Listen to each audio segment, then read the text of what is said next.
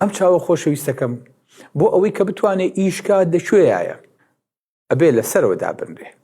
ئەگەر ئەم چاوە لەسەرەوە نەبوایە لە شوێنێکی ترا بواە، لە پشتەوەی ئینسانەوە بواە، بەلای خواری ئینسانەوە بواە، چی ڕوەدا؟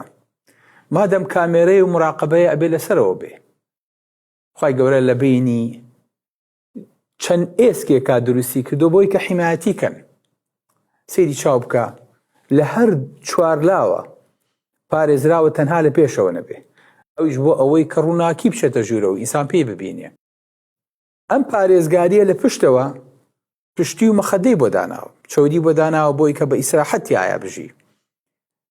تەنها کونێکی تایە بۆ ناو مێشک کە دەمار و بۆری خوێنەکان لێوەی ئەچنە دەرێ و لێوەی یەنە ناوە. لە پێشیشەوە بۆ ئەوەی کە پارێزراو بێ کەپی بۆ دروست کردووە، پێڵووی چاوی بۆ دروست کردووە بۆ ئەوەی کە ئەم چاوە بپارێزرێ. هەر کاتێویستە چاو داخەیت بە تایبەتی لە کاتی خەوا، لە کاتی ناڕەحەتی و تەپ و تۆزە، لە کاتی ئازارە چاو داخی بۆ ئەوەی کە چاوەکە و پارێزراو بێ وشک نەبێتەوە. چکە کە وشک بوو ئەو کاتە بەرەو پۆکانە و بەرەو ناوچوونە چێ. ئەم چاوە خۆشەویستەکەم خوای گەورە وای دروست کردووە ئەبێ دایمە تەڕ و بڕ بێ. ئەم تەڕیە فرمێسکە، ئەو فرمێسکەی کە تۆ هەروازانی ئاوێکە و بەڕوومەت و بە کوڵم تا دێتە خوارەوە وانە هەر بۆ خۆی فرمێسک کە خوای گەورە بەنزیکی 6 بۆری تا 8 بۆری ئەیباتەوە سەر چاو چای پێتەڕەکە، هەر بۆ خۆی سێ چینە. سبحان الله، چینێکی نووساوە بە گۆی چاوە، چینێکی ئاوە بۆی کە ئۆکسجین بمژێ و بیا بە گۆی چاو، چینەکەی تریشی چەوریە بۆی کە نێڵێ چاوشک بێتەوە. هەر فرمێسک بۆ خۆی بەڵێ ئەو نەوردە ئەی ئەگەر زیادی کرد لە بۆریەکەوە ئەچێتە ناوە، ئەچێ بۆ ناولوت بۆی کە بەسەر کوڵم تا بەردەوام نێتە خوارە و کلەکە و کاڵ نەکاتەوە، میکیاجەکە و ناشرین نەکات. بەردەوامیش ئەمە ئەڕژێ بۆ ئەوەی کە بەردەوام چاو پاکاتەوە.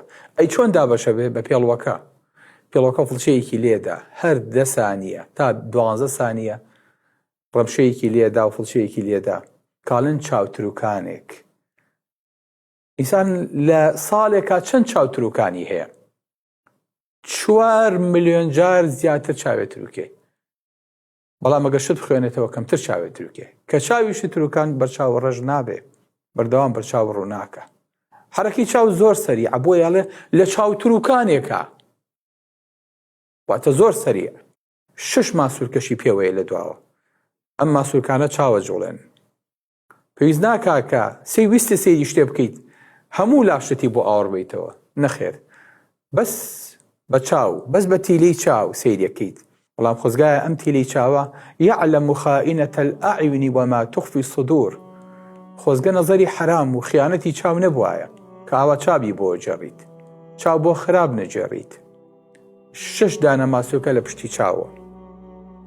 چاو بە هەموو ئاراستەکان ئاجێڕن لە پشتەوە بۆ ئەوەی کە چاو بتوانێ بجوڵێت. اینجا لەوەش خۆشتر لە پشتەوە یەکە گرن ئەمانە، ئەم دەمارانە سنتەرێکی تایە. ئەم چاوە ئەڵێ سەیری ئەو لا بکە، چاوەکەی ترژاڵێت تۆ خۆ خێل مەکە لەگەڵ یا بجوڵێ بچۆ بە دوایە، ئەمیش لەگەڵ یاڕوە سەی سەرەوەکە هەردووکتان سەی خوارەوە کە ناتوانانی چاوێکە بجوڵێنی بە چاوەکەی سەی نەکەی. کە شتێکیش نزیکەی تۆ لە چاو هەردوو چاو ئاوا تەرکیز دەخاتە سەری، فۆکەسەکات. سبحان الله.